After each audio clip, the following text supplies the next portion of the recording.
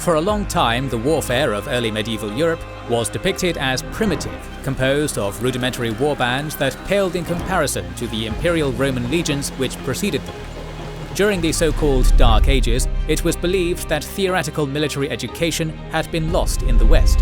However, recent scholarship suggests this was not the case, with the military elites of the early medieval era meticulously preserving Roman military manuals and utilizing their strategies in battle. Starting in the middle of the 9th century, ecclesiastical scholars and authors were concerned with the preservation and reception of the theoretical military knowledge of ancient authors. Thus, the picture of hordes of berserkers charging headlong into enemy lines has more and more become a Hollywood stereotype, and not a representation of early medieval military minds. In this video, we will explore how early medieval warfare in Western Europe was, in many ways, a direct continuation of ancient Roman warfare. In this, we will use a central case study, the De Re Militari, an ancient military manual written by the Roman author Vegetius, which was still widely used during the era of the Carolingian kings of medieval Europe. The ancient Roman military treatise called De Re Militari, written by Flavius Vegetius Renatus, is probably the most important late antique military manual, and enjoyed a strong reception during the Western European Middle Ages. Its title can simply be translated as Concerning Military Matters. Vegetius is a highly enigmatic historical figure, with modern scholars unsure when he lived or composed his works. Research dates his life, and thus the creation of the De Re Militari, to the period between 383 CE and 450 CE, although his treatise was most likely dedicated to Emperor Theodosius I, who reigned from 378 to 395 CE. Not much is known about Vegetius's life. He was probably born in the middle of the 4th century, possibly on the Iberian Peninsula, and he was most likely a Christian. Due to the titles Via Illustris and Commis attributed to him in some manuscripts of his work, it is assumed that he worked as a civil official at the imperial court, and thus belonged to the administrative elite of the Roman Empire. Even though he was familiar with the correct terminology of the army of his time, he most probably had no experience as a military commander himself. However, he was very familiar with the recruitment, administration, and supply of troops, as these aspects precisely permeate his work. The content of the De Re Militari is mostly a deliberate compilation of older Latin literature on military theory and historiography, which predated Vegetius and was known to him. According to himself, he used the works of Cato the Elder, Cornelius Celsus, Sextus Iulius Frontinus, and Paternus, amongst other texts, to create his work. By restructuring this knowledge, Vegetius attempted to tackle what he considered to be the significant problems of the Roman military of his time. By referring back to the undisputedly successful ways of warfare of his ancestors, he tried to explain why the Roman armies of the era of Julius Caesar and Augustus had been more successful than the Roman armies of his era, which, unbeknownst to him, was the final century of Western Rome's existence. Vegetius's treatise did not cover every aspect of warfare. Rather, his focus was on the recruitment, training, and organization of an army and its equipment at home and in the field, which were the most pressing problems for him and his contemporaries. Furthermore, he tried to establish some broad universalities that all military commanders should keep in mind. The first book begins by explaining how recruits were to be selected for the army. In this, Vegetius describes how the places of origin and characteristics of potential recruits impact how well suited they are to the military. Next, he describes the ways in which soldiers should be trained, from the initial drill to swimming to different weapon training. The second book describes in detail how an army is to be formed and organized. It also provides insights into the equipment of a legion. The third book presents tactics and strategies with which an enemy can be defeated.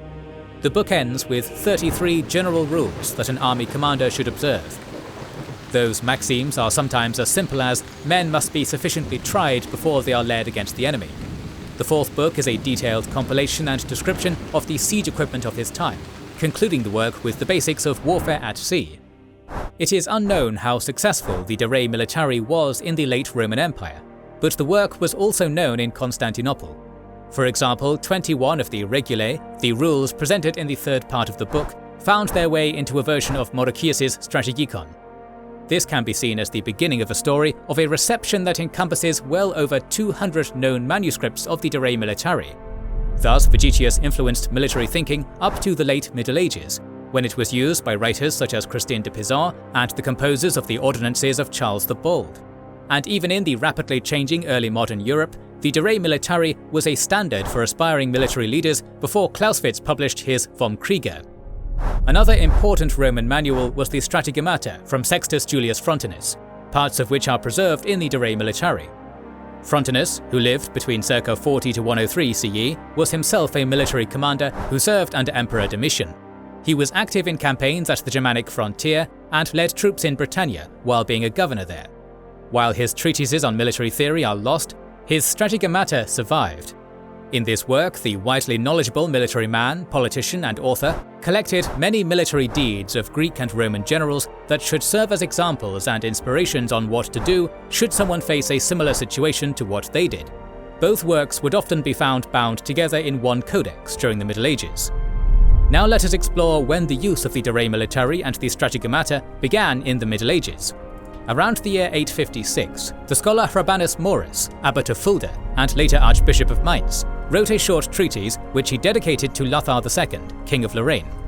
In this treatise, known today as De Procinctu Romanae Milicae, he drew on elements from Vegetius' work that were important for the warfare and training of soldiers of his time. Thus it can be seen that the Carolingian Rectitudo, the educational program initiated by Emperor Charlemagne, improved not only liturgical literacy, but also the interest in Roman military theory. Unsurprisingly, monastic communities were the most frequent owners of manuscripts of the Re Militari and the Strategemata. Between the 9th and 13th centuries, some of the largest monastic libraries owned copies of the work. During the 9th century, the monasteries of Saint-Denis near Paris and Fleury-en-the-Loire owned a copy. In the 10th century, it could be found in the monasteries of Reichenau, St. Peter in the Black Forest, Ghent, Noailles and Freising in Bavaria. The monasteries of Lorch, Murbach, St. Gallen, Einsiedeln and Lobs also had their own copies. Surviving contemporary catalogues of the respective monasteries' libraries report on these now lost manuscripts. However, the practical users of military power also appear to have been far more well-read than previously assumed, or at least they seem to have had an interest in writings with useful content for them. Excerpts and complete copies of Vegetius can be found in the libraries of secular courts of rulers and great men in the early Middle Ages. Louis the German owned one, and his brother Charles the Bald received a defective copy from Bishop Frithjolf of Lisieux to help him in his fight against the Norsemen. Bishop Atgar of Liège gave a copy to Eberhard, Margrave of Friuli, with the intention that the book could help in the fight against the Slavs and forces from the Islamic sphere. The will of Eckhard, Count of Macon, who died in around 876, mentions a book called De Arte Militari. There is little doubt that this was also a version or compilation of the Re Militari. In addition to Vegetius, the Strategemata of Frontinus was also well received. The oldest copy that circulated in the Francia dates to the second quarter of the 9th century. Emperor Otto I was known to have a copy that was gifted to him by his brother Brun. In the introductory dedication poem of the manuscript, he mentions the usefulness of the work for Otto's aims in the fields of war. Until now, it has usually been assumed that these early medieval military leaders were particularly interested in the sections on siege warfare and siege weapons. However, historians such as David S. Beckrek emphasize the importance of these late antique Roman military manuals for the training and education of the nobles of the Carolingian and Ottoman courts and church schools. It cannot be denied that this knowledge, transported within the Re Militari and the Strategemata, was still of great interest to nobles active in military matters in the 10th century. These books therefore had more recipients than just monks who wanted to enrich their historiographical works with military terms. It is likely that Vegetius' ideas on the training of soldiers and the formation of troops were of interest to these nobles, and were therefore also read for the training of the noble youth or out of personal interest. This does not necessarily mean that they were acquired directly through their reading. Semi-public readings at court or school, excerpts, or the communication of ideas through oral transmission are also possible. Still, all speak in favour of the use of the text in the education of early medieval nobles. As an example of how the knowledge of both these manuals could have been used, one can look at the Battle of the River Raxa in 955. The battle is depicted in the Widukind of Corves Rerum Gestarum Saxonicarum. He states that when Emperor Otto I was on a punitive campaign against the rebellious Slavic tribe of the Obodrites, he came to the River Raxa, which he intended to cross via a ford. As the surrounding terrain was a watery marshland, the king could only cross the river at this point. Here, Otto first started by erecting his castris, perhaps following the advice that is given in the Re Militari, where it is stated that As the enemy generally endeavour to fall upon an army at the passage of a river, either by surprise or ambuscade, it is necessary to secure both sides thereof by strong detachments, but it is still safer to palisade both the posts, since this will enable you to sustain any attempt without much loss. However, the king and his men soon noticed that their army was encircled. The opposing side of the river was defended by his enemies in a fortified position, under the command of the princes Naco and Stoineth, while the route back was also blocked by enemy parties that had cut down trees along the road.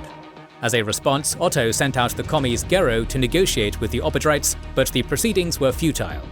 With his adversary in such a defensible position, and Otto and his army at the end of their supplies, the king had to force the river.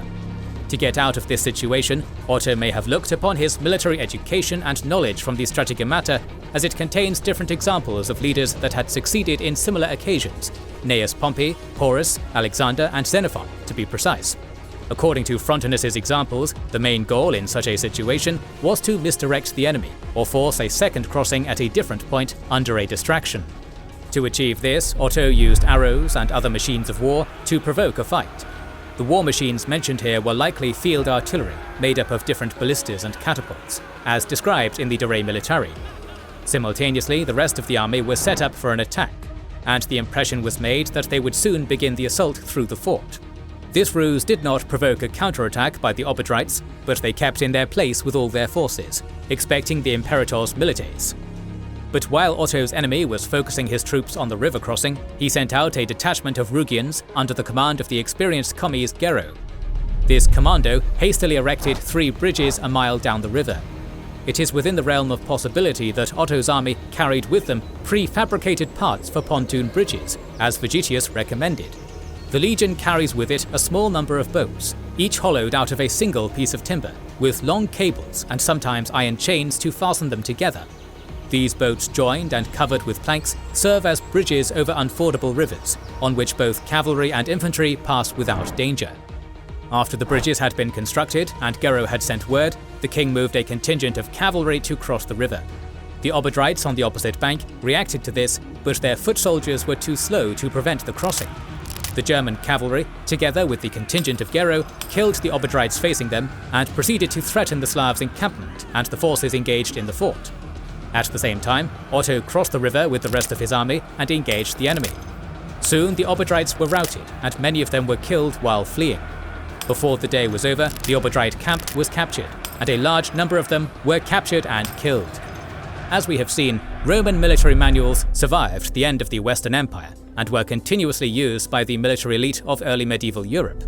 Preserved by monks, monasteries, and other ecclesiastical institutions, they most likely provided an important part of the theoretical education of the military leaders of the Carolingian and Ottonian dynasties. In this role, Vegetius and Frontinus' works continued to be valuable information throughout the Middle Ages, and influenced military thinking up into early modern times.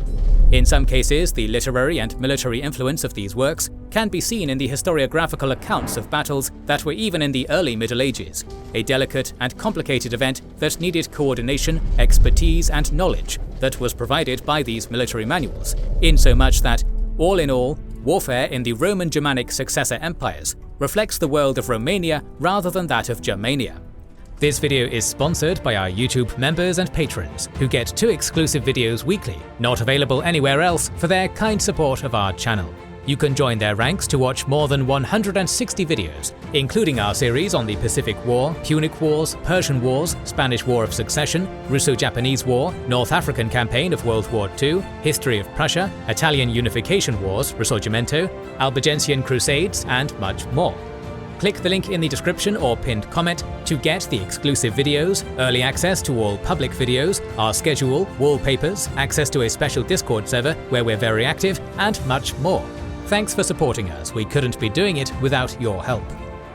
More videos on the military strategies of the Middle Ages are on the way, so make sure you are subscribed and have pressed the bell button to see them.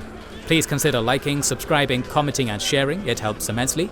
Recently we've started releasing weekly Patreon and YouTube member exclusive content. Consider joining their ranks via the link in the description or button under the video to watch these weekly videos, learn about our schedule, get early access to our videos, access our private Discord, and much more. This is the Kings and Generals channel, and we will catch you on the next one.